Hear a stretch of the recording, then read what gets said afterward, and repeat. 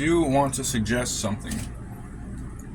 I believe there has been, if I do not consent to terrorism, period, and I beyond disagree with it, dude. There was an act of terrorism in Polk County. There was an attempt on my life. There was an individual that passed away 4 days prior to me, was killed with an act of force that was deadly. And I believe we need to consider all routes and all possibilities. I think that this would be an act of war towards people, towards community, towards the world. What happened in Polk County will never stay in Polk County. I am now suffer from PTSD, and the last words I almost said and the last thought I had was I can't breathe.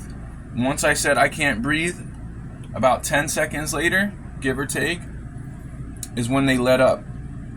Those I can't breathe, those 3 words saved my life. And it probably saved my life due to a man that went through the same experience as me. That would be an act of, I know, dude, I don't like terrorists, bro. That would be an act of war. That would be an act of terrorism. So I just want to express that I feel we need to focus more on America, and I think that things are being not taken out of context, but we need to express how we feel to each other, and this is to my fellow Americans. It was very much an act of war towards me, and they took names in vain. They took special agents that I'm not even going to say it too much, but I do want to let you know they said specific names in the government.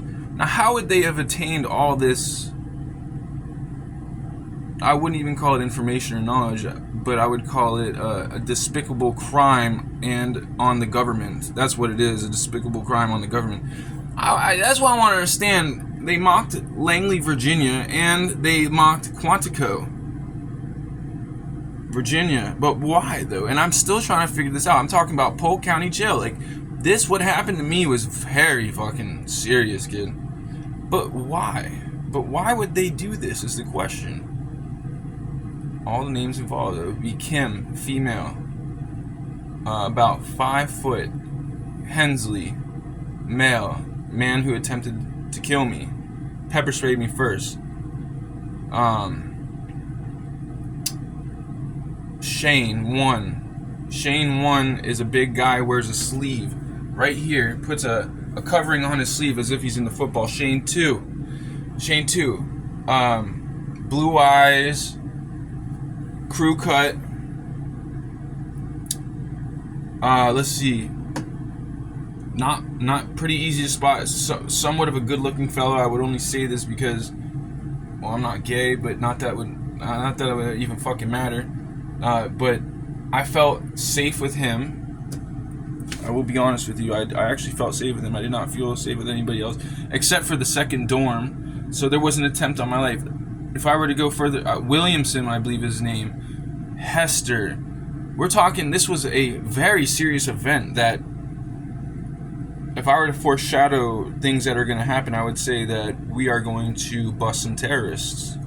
Period. Because terrorism will not fucking... We won't take terrorism, kid.